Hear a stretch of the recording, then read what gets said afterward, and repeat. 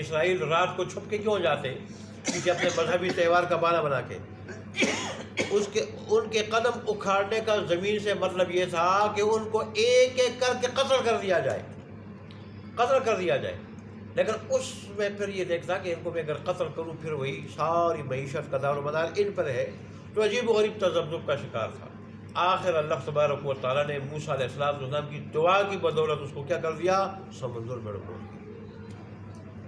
اور اس میں دنیا کے لیے سبق ہے، مسلمانوں کے لیے بھی سبق ہے کہ ہم اپنے دین پہ قائم رہیں، اس دین کو اللہ کا بہت بڑا انعام سمجھے، اللہ کی بڑی نعمت سمجھے، اور جو اس دین پہ عمل پیرا ہے، نمازی ہے، اور پھر ظاہر باطن بھی اس کا بنا ہوا ہے، اللہ کا بہت بڑا انعام سمجھتے ہوئے لاکھ لاکھ شکر ادا کرتے ہوئے اس پہ قائم رہے، اور پھر اوروں کو بھی اس کی طرف لانے کی کوشش کرے، اور جو اس کی ماتحتی میں ہیں جن کے بارے میں ان سے پوچھ ہوگی ان کو کیا کرے؟ ان کی نگرانی کرے اور ان کو اس دین پہ چلانے کی، سکھانے کی اور چلانے کی کوشش کرے۔ اور اس سلسلے میں اگر رکاوٹیں ہیں تو رکاوٹوں سے، عارضی رکاوٹوں سے مت گھبرائیں۔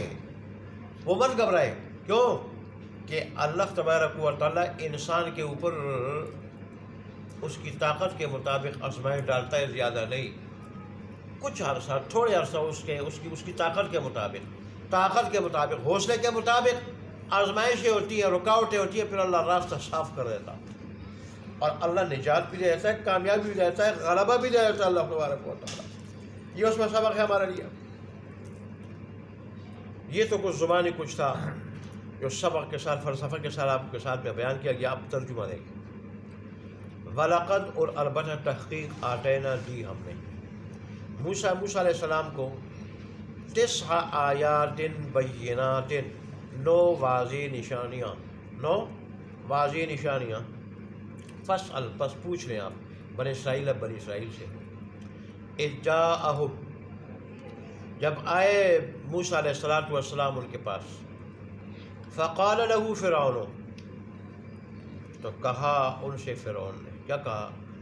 انی، بے شک میں، لأظنک، تیرے بارے میں خیال کرتا ہوں کہ، یا موسیٰ علیہ السلام، میں تیرے بارے میں خیال کرتا ہوں، کیا خیال کرتا ہوں؟ مسحورا، کہ تو جادو زدہ، میں آپ کو جادو زدہ خیال کرتا ہوں۔ قالا، کہا موسیٰ علیہ السلام، لقد علم، البتہ تحقیق تو جان چکا،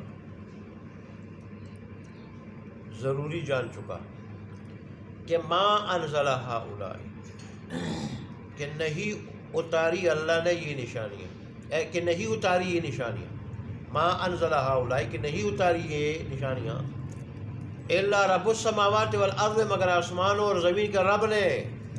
جادو نہیں ہے، اللہ میں جو کچھ کہہ رہا ہوں جادو کا اثر ہے، نہیں اتارا ان نشانیوں کو مگر آسمان و زمین کے رب نے۔ اور پھر یہ کس طرح اتاری؟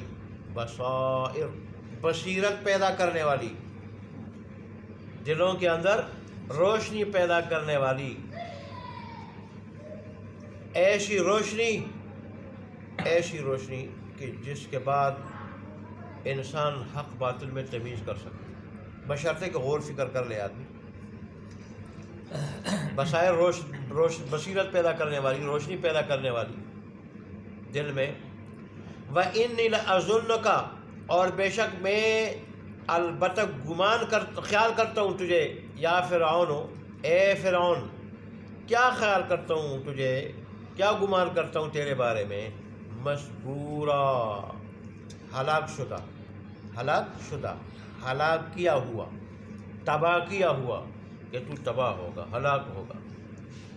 فارادہ، پس ارادہ کیا فرعون نے، ان یستفزہم، کہ اکھاڑ دے ان کے قدم، نکال دے ان کے قدم، من الارض، سرزمین سے، لفظ مانا زمین سے، یا مراد سرزمین مصر سے، سرزمین مصر سے، کہ الف لام ہے، اس سے مراد خاص زمین مصر والی، ٹھیک۔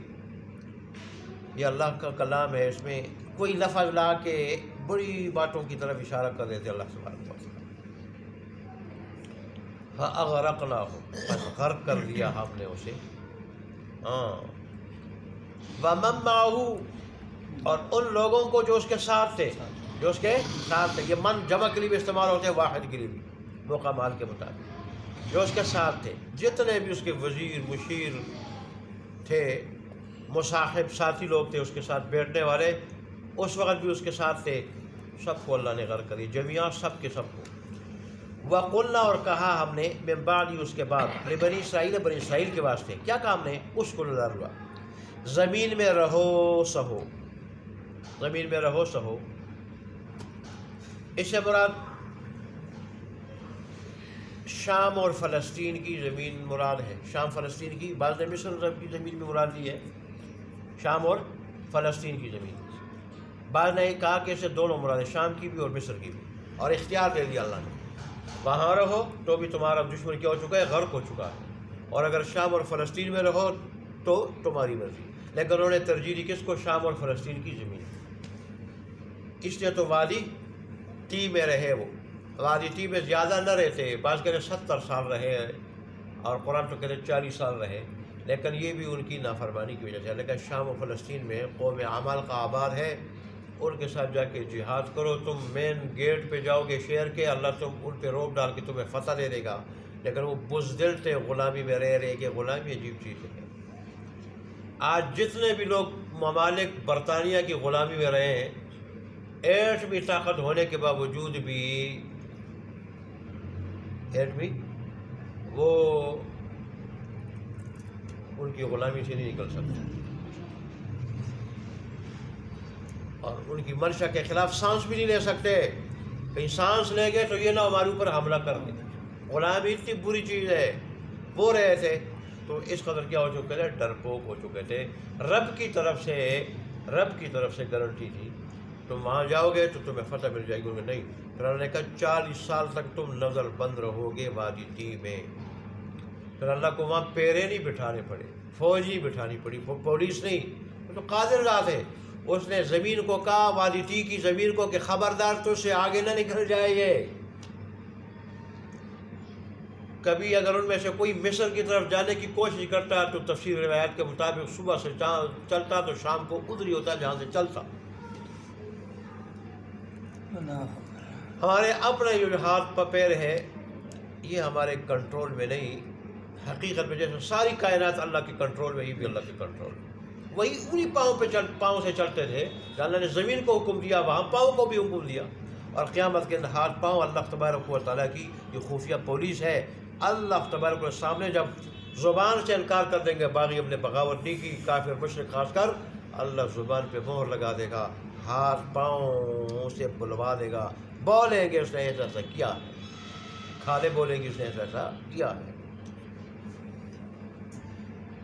تو ان پہ بھی 40 سال تک وہاں پھر حیران سرگردان پھرتے رہے. پھر جو وہ ختم ہوئے قرآن کے مطابق 40 سال بعد، تفسیر روایت کے مطابق 70 سال تک وہ ختم ہوئے. نئی نسل تیار ہوئی.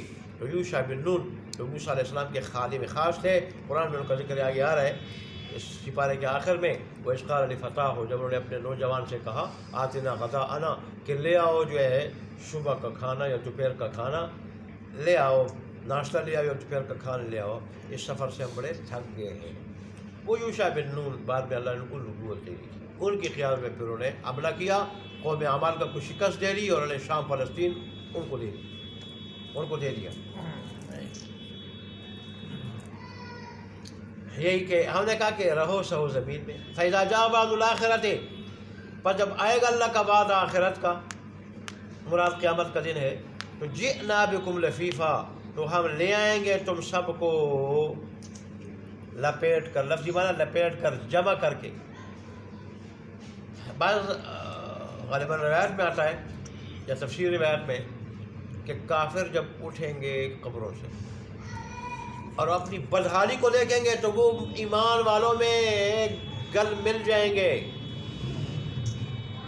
ان میں مل جائیں گے، خلط ملط ہو جائیں گے کہ شاید ان کی وجہ سے ہم بچ جائیں، ان کی وجہ سے ہم بچ جائیں، اور اس طرح چلے جائیں گے معاشرت کے میدان میں. اور اللہ جب دیکھے گا یہ تو مسلمانوں میں مل گئے، خلط ملط ہو گئے، اللہ کہے گا پھر وَامْتَازُوا الْيَوْمَ أَيُّهَا الْمُجْرِمُونَ، اے مجرمو الگ ہو جاؤ. دنیا تھی دنیا، اس میں ہندوؤں کے ساتھ دوستی، عیسائیوں کے ساتھ دوستی، گناہگاروں کے ساتھ دوستی، باغیوں کے ساتھ دوستی، ایک ساتھ بیٹھ کے کھاتے پیتے تھے، رہتے تھے، چلتے پھرتے تھے. یہاں اب نہیں چلے گا. پھر ان کے مختلف گروہ بنا کے جہنم کی طرف، ایمان والوں کے مختلف گروہ بنا کے جنت کی طرف وہ بہہ جائے گا. اللہ فرماتے ہیں کہ وہاں تم سب کو پھر اکٹھا کر کے لے آئیں گے. اللہ تبارک و تعالی ہمیں عمل کرنے